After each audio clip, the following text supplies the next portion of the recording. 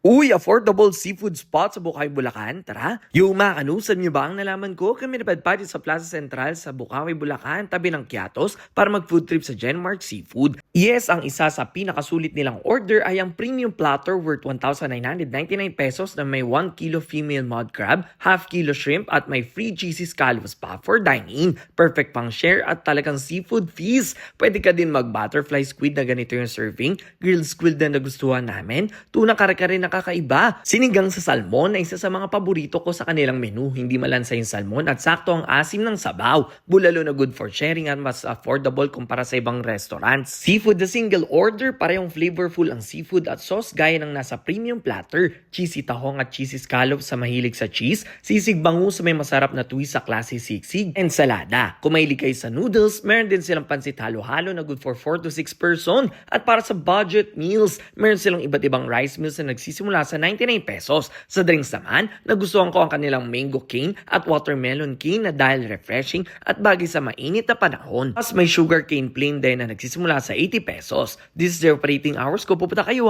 o napainintay nyo, tara na din sa Genmark Seafood sa Bukawi, Bulacan. Let's go!